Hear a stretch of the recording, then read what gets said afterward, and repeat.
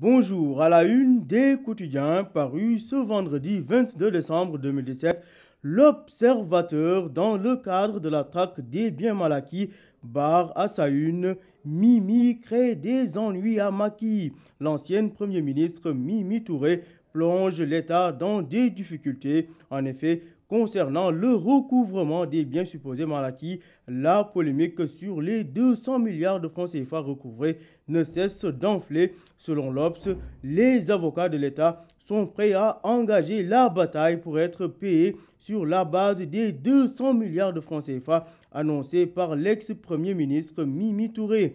Toujours à la une de l'Obs, une semaine après son cri de détresse, Samba Laobédian, évacué au ciel. L'ancien journaliste de la RTS avait en effet lancé un appel pathétique la semaine dernière, juste avant son décès, pour demander aux bonnes volontés une évacuation en France. Le journal Le Quotidien plaque à sa une: Ali Ngouille incinère l'étude de l'OFNAC.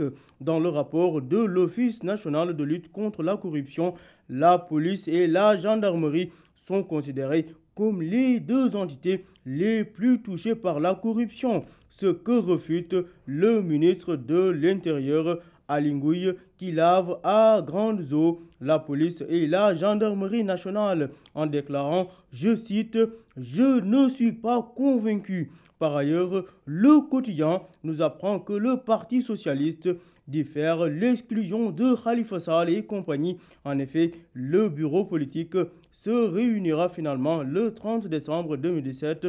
Pendant ce temps, les réformes de la BCEAO soumettent les banques à de nouvelles réglementations. À lire page 7 du quotidien. Vox Populi, dans sa parution du jour, s'intéresse à l'utilisation abusive de stimulants et aphrodisiaques, d'où son titre « La mort au bout du plaisir ». Crise cardiaque, artères bouchées, autant de risques qu'encourent les usagers des stimulants et autres aphrodisiaques.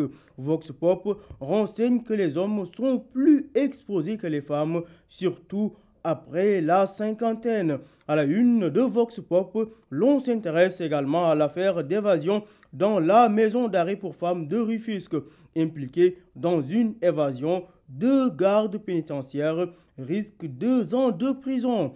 Tanor et compagnie veulent en finir avec la rébellion khalifiste. Ali Ngouille Ndiaye, de son côté, affirme que le niveau de corruption dépasse largement la police et la gendarmerie. À lire dans Vox Pop. Libération libère sa plume sur les premiers procès pour terrorisme au Sénégal, l'histoire secrète d'une traque de Hassan Dianko à Martar Djokhane et Alun Badarandao en passant à Abdou Younous. Libération fait des révélations sur ces affaires que le Sénégal a su gérer avec tact.